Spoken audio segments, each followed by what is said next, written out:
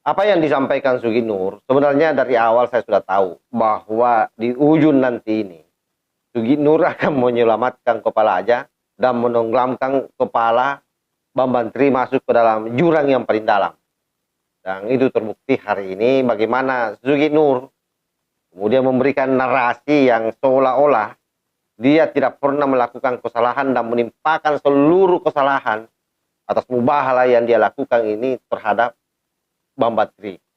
Tolong catat G, Bapak-bapak G. Saya dan Bambang Tri itu beda. Saya bukan Bambang Tri bukan saya.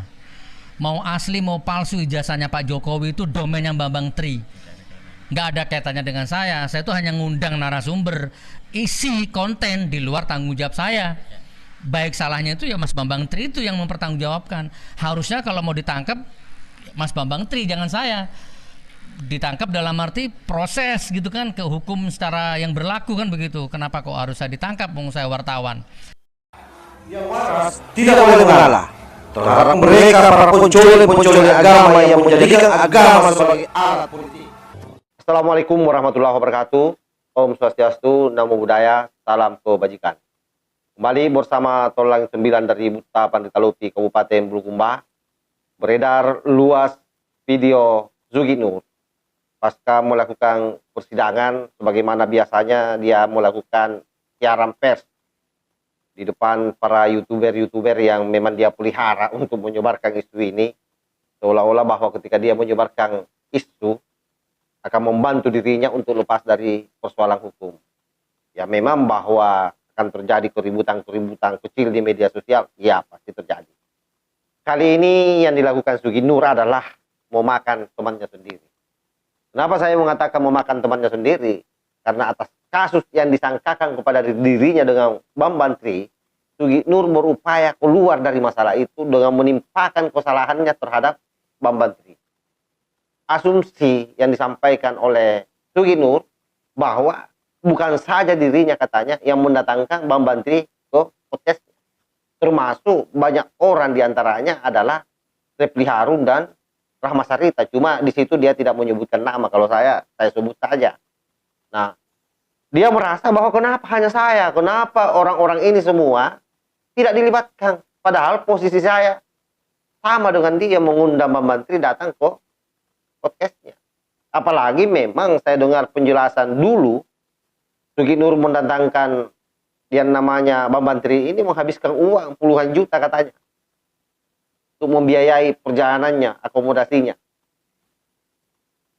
Nah, yang menjadi persoalan adalah Sugi Nur sepertinya lupa bahwa dia melakukan mubahalah konteksnya waktu itu dalam rangka menutupi kasus yang dia tuduhkan ke Pak Jokowi, seolah-olah bahwa tuduhan Bambang Tri ke Pak Jokowi itu benar karena Bambang Tri berani bermubahalah.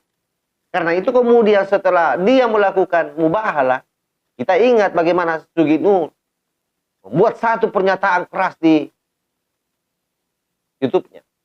Oh, siapapun yang tidak percaya kepada Bambang Tri, maka sama saja dia tidak percaya terhadap Al-Quran. Oh, bayangkan saja, sosok yang namanya Bambang Tri ini dipersepsikan sama dengan Al-Quran. Coba, kurang ajarnya ini Sugi Nur.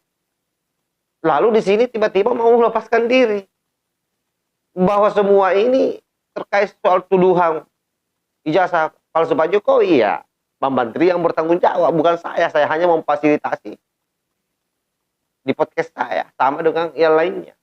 Iya, tapi kamu melakukan mubahalah, Dobol. Ini memang kan ahli mubahalah kau ini. Siapapun yang bertentangan dengan kamu seolah-olah solusinya hanya satu, yaitu mubahalah. Saya menilai Sugi Nur ini memang sebenarnya adalah titisan kelompok Khawarij. Yang sebentar-sebentar mubahalah, yang sebentar-sebentar mubahalah demi untuk membenarkan apa yang dia nyatakan. Yang pada hakikatnya adalah dia melakukan kesalahan di situ. Karena itu dia melakukan ini semua hanya berupaya keras bagaimana menutupi dia punya masalah. Apa masalahnya? Masalahnya sebentar lagi dia akan diputus bersalah. Dan pasti karena dalam proses penyidikan Dia sudah ditahan berarti ancaman hukumannya di atas 5 tahun. Siap-siaplah kau membusuk di penjara, Sugi Nur. Jangan berharap bahwa kali ini kau akan lepas. Dan semua sinyal-sinyal itu sudah muncul ke permukaan. Salah satunya, kenapa Egy Sujana menebar ancaman bahwa kalau sampai Sugi Nur dan Bambang Tri diputus oleh hakim bersalah, maka akan dilakukan pengadilan rakyat.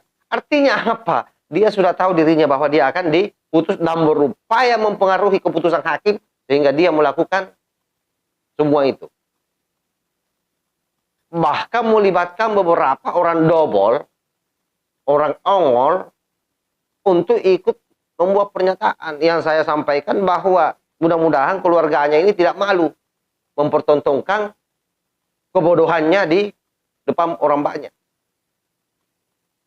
Oleh karena itu sekali lagi saya nasihati Sugi Nur supaya menerima keadaan ini, lapangkan dada.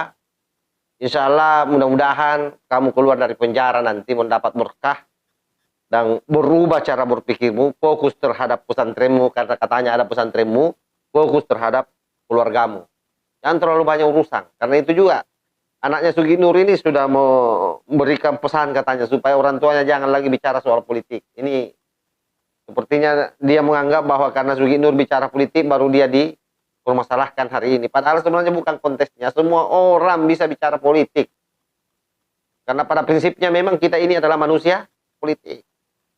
Tidak boleh lepas dari situ. Tetapi yang menjadi persoalan adalah ketika kita melakukan hujatan, melakukan ujaran kebencian, memprovokasi rakyat, menyebar berita-berita bohong, itu yang jadi masalah sebenarnya. Jadi saya kira nasihatnya harus diarahkan ke sana supaya Sugi Nur ini lebih banyak berbuat yang positif terhadap dirinya dan jamaahnya lah. Jangan terlalu banyak menyenggol kanan kiri. Wallahul muwaffiq ila aqwamit thoriq. Wassalamualaikum warahmatullahi wabarakatuh. KRI harga mati, antara milik kita.